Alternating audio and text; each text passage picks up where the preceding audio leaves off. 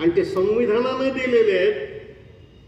असं असताना जेव्हा राहुल गांधी किंवा त्याच्यासारखे लोक संविधानाचं संरक्षण करा असं म्हणतात, तेव्हा त्याचा अर्थ आपण आपल्या अधिकारांचं रक्षण करा असा होतो. ते आपण केलं पाहिजे आणि त्यासाठी आपले अधिकार समजून घेतले पाहिजे. हे अधिकार समजून घेतले नाहीत, यावरच्या मर्यादा आपण समजून घेतल्या नाहीत, तर आपण कशाचं संरक्षण करणार आहोत? असं म्हटलं जातं की जगामधल्या सर्व लिखित संविधानांमध्ये भारताचं संविधान सर्वात मोठं आहे. एवढंच नाही तर हे संविधान सर्वात चांगलं संविधान आणि त्याचं पालन सगळ्यांनी करायचं आहे. पण एक गोष्ट मित्रहो लक्षात घ्यायची, संविधान हे शेवटी पुस्तक आहे.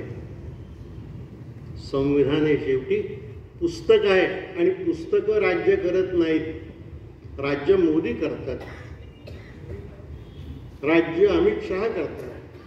काँग्रेसवाले आले तर त्यांचे लोक राज्य करतील. राज्य करतात. संविधानाप्रमाणे त्यांनी ते केलं पाहिजे अशी अपेक्षा असते. पण संविधानाचं पुस्तक त्यांना अडवू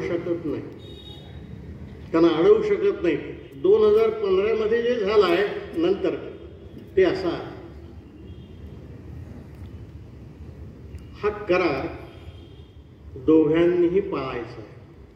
सरकारने आपल्या मर्यादेत राहायचं आहे आणि जनतेनं आपल्या मर्यादेत राहायचं आहे. बाबासाहेब असं म्हणाले, संविधानाचा शेवटला मसुदा संसदेला सादर करताना संविधान सभेला, की संविधान फार चांगलं आहे. 2 वर्ष 11 महिने खपून आम्ही तयारी केलंय. 141 दिवस हे लिहिलेलं आहे. 395 कलम त्यात आहेत, इतके अनुच्छेद आहेत. फार चांगली घटना आपण केलेली आहे.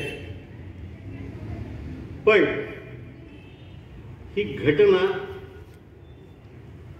जनतेनं जर आपली बांधली आणि सरकारने जर तिची बंधनं पाळली तर तिला अर्थ आहे. अन्यथा घटना कितीही चांगली असली तरी त्याला अर्थ नाही.